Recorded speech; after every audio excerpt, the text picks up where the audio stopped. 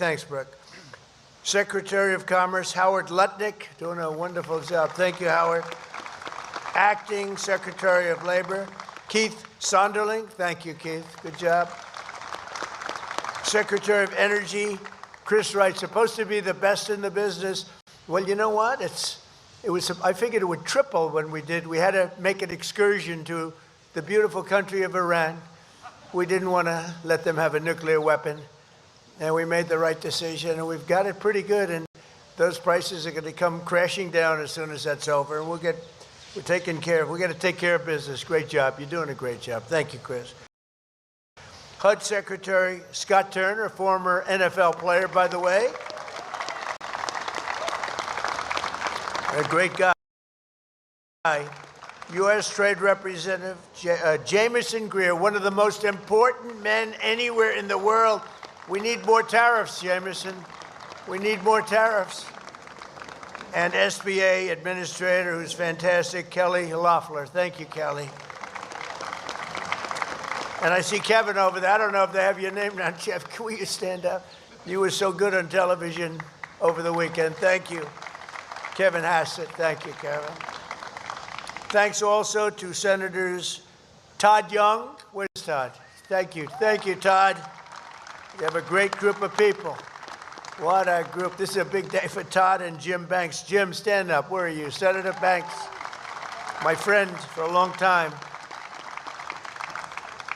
And Representatives Marlin Stutzman, Jim Baird, Rudy Yakim, Aaron Houchin, and Nick Begich. Thank you all. Warriors. We also have Mark Messmer, Jefferson Shreve, and Victoria Spartz. Hi, Victoria.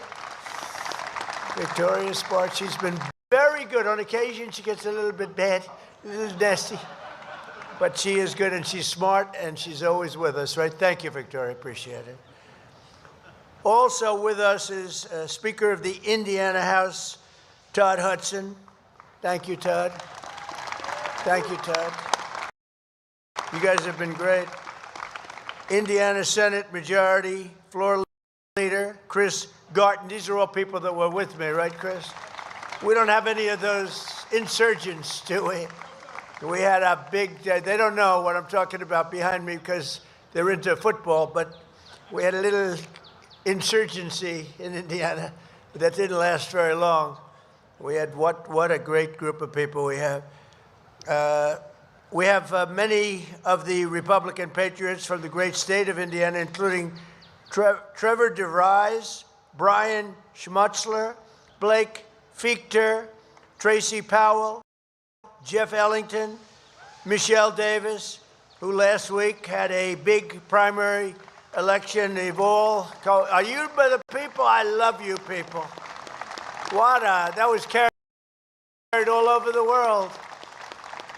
They ran against people that were there for 20, 25 years, and they were, let's see, yeah, I'd say young, certainly young, but they were not expected to win. They were down by 25 or 30 points. We endorsed them, and they won in a landslide. Thank you very much. Congratulations.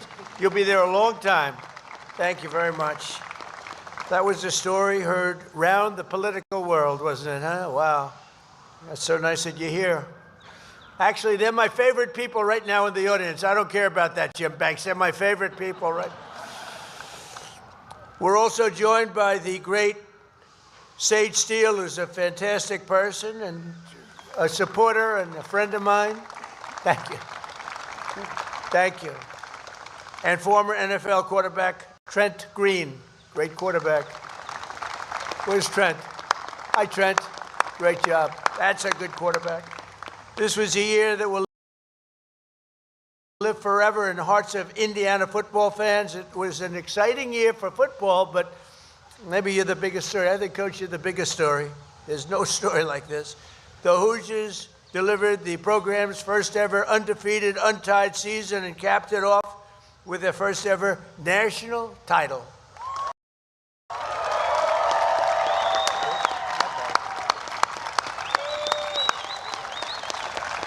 That's amazing.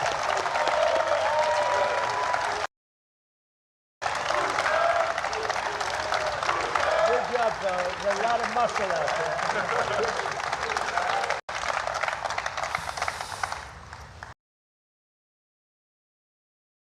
The National Signing Day, think of this, the press conference in 2023, shortly after joining Indiana. Curt, who's Curt? Curt Cignetti. Where is Curt Cignetti? Right here. Huh? Oh. Come here. Come here. Curt Cignetti has turned out to be, I think he's the coach of the last decade, because he took a team, nobody knew him, nobody knew the team, and he ended up taking this team all the way. People were betting against you all the way, Curt. He took over in 2023 following a really bleak 3-9 season and immediately set a tone that few people have seen, I think, in the history of college football. At the National Signing Day press conference in 2023, shortly after joining Indiana, Curt was asked how he communicates his vision to recruits. And he said, it's pretty simple. I win. I just know how to win. That's a very cocky guy. I don't like people like that. Nah. I like this guy. Just 2 years later, he brought home the national championship. So, you know, when you do that stuff, you have to be able to produce when you act that way. Muhammad Ali used to get up there and, you know, over the years, I've seen people that did it better than Muhammad Ali. The problem is they couldn't fight properly. They lost. You can't do that and lose, right?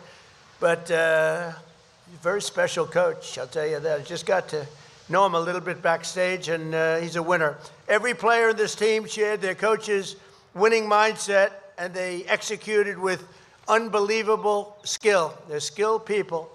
This season was also historic because starting quarterback Fernando Mendoza, now the reason he's not here, he was so nice he called, because he has actually, JD's a big fan of ours. You wouldn't believe it, because he didn't show up. I'm not happy, but that's okay. The reason he didn't, because he's at spring training, right? Correct. And I actually said, you really let him, he's got to win. And I think he's going to win pretty early, Coach, right? You think pretty good? Well, time will tell. He's going to be a good one. Time will tell. A lot of people said they're going to win, but I think he will. No, he's been great. And he's at spring training, like his first day or something. I said, you better go there. But he became Indiana's first. Otherwise, if I didn't do that, I believe me, I wouldn't have even talked about him. I would have not, if he was not here for other reasons, like he didn't like Trump or he didn't want to come, I wouldn't have even mention him. I'd go through the whole, I'd talk about how great, I wouldn't even mention the quarterback's name. But he's a great guy, actually, and he is actually a big fan of what we're doing for our country. But he became Indiana's first ever Heisman Trophy winner, right, Coach? And Fernando completed 226 of 316 passes. That's good. Throwing for 2,980 yards. Let's round it off for 3,000.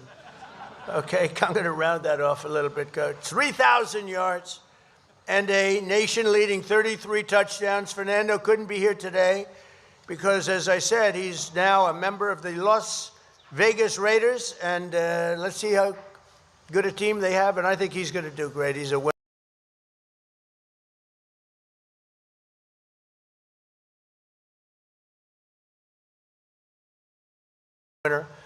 With Fernando's help and a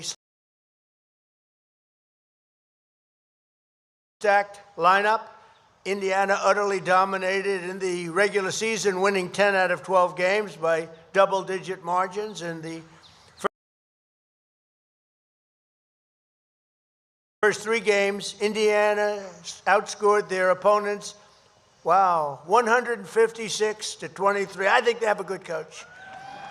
And they closed the regular season by crushing their in-state rival Purdue, always a good team, 56-3.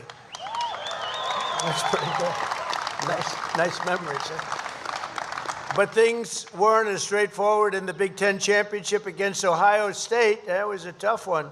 Indiana entered the game known for its rock-solid defense and actually known for college basketball, to be honest with you. And now I think they're going to be known for football. But they entered the game against Ohio State, and people really, I think they thought of Ohio State as being almost unbeatable and brought back one of the most explosive offenses in the nation, Ohio State did. But in the end, the Hoosiers prevailed over the Buckeyes. Junior linebacker Isaiah Jones. Where's Isaiah? He can play. I said, how good is he, Coach? He said, he can play. Let me see. He's a good-looking guy. I don't like good-looking people. I don't like good-looking men at all, believe me. But he recorded 2 of Indiana's first 5 sacks. Think of that. So he had 5 sacks. Well, helping the team secure a hard-fought 13-10 victory, really against a great football power. All right? That's a big honor. Next up was the Rose Bowl, where Indiana delivered a commanding 38-3 victory over Alabama. Coach. Roll Tide. You gotta be, you gotta be kidding. That's right, over Alabama. That's a big one. After a scoreless first quarter, the Hoosiers never looked back. Defeating the Crimson Tide is no small feat, and it wouldn't have been possible without starting center Pat Coogan. Where's Pat? He's at Titans. NFL mini. Oh, he's at training camp. Forget this. Forget training camp. But he's a good fan, Coach, right? Absolutely. Okay, good. I'm glad I mentioned his name. That's good. Say hello to him. That's a big deal. In recognition of his dominant performance, Pat became the first offensive lineman since 1944 to be named the Rose Bowl's most valuable player.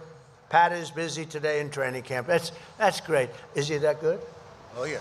Is Pat Coogan that good? Oh, yeah. Yes, sir. Seriously good, right? We got 15 of them in training camp. Wow, Right now. Is that right? Yeah. Wow. 15 in training camp. Wow. How many potentials do you have back there? A lot, right? Quite a few. Quite a few potentials. In the Peach Bowl, Indiana shattered Oregon's confidence. That was another one. Oregon was supposed to be a hot team. I watched it. I said, what's going on here? But they shattered Oregon's confidence right out of the gate when, during the first play of the game, cornerback D'Angelo Pons, what a good name, intercepted the ball. Where's D'Angelo? Training camp. Oh, I can't believe it. No wonder you won. He was a junior. Wow. How good? Really good? Really good. Intercepted the ball and ran it back for the game's first touchdown after securing a commanding 56-22 victory. This team was off to the championship. In the championship game against Miami, Indiana held a narrow 10-0 lead at halftime, controlling the pace but unable to pull away. The score remained low for most of the game, but everything changed in the fourth quarter. That's true. With under 10 minutes remaining, Indiana faced a critical 4th and 5. No coach in America would have done what this guy did. They said, this guy is making such a mistake, and he won. That was a hell of a play. You know, that's the kind of play. If they don't do that play, if it doesn't work, that's like career threatening, right? You got to play to win. You got to play. It was great. On Miami's 13-yard line, Fernando took the snap and powered through the defense past the first down marker before launching himself into the end zone, extending Indiana's lead 24-14. But Miami wasn't done yet. The Hurricanes took possession and scored, cutting Indiana's lead 24-21. Indiana got the ball once more and put 3 more points on the board, pushing the score to 27-21. I mean, you have to see this game. I would say that coach, I know he's got a good reputation. This guy is calling the wrong plays, but he kept winning. They kept scoring. They kept doing all this stuff. The things that weren't supposed to happen. You're just lucky you won that game, because if you didn't, they would have said, this coach is crazy. With just 51, that's why he's a great coach. With just 51 seconds left to tie the game and deep within Indiana's territory, Miami's quarterback fired off a 30-yard pass, only to be intercepted by junior Jamari Sharp. Where's Jamari? Jamari.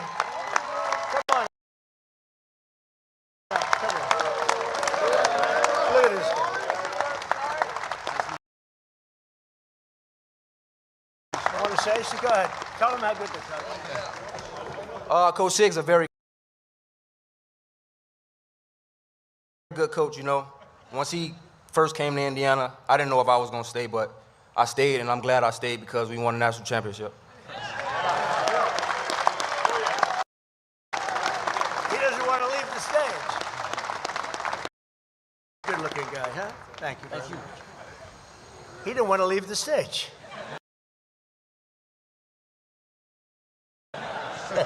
He's a nat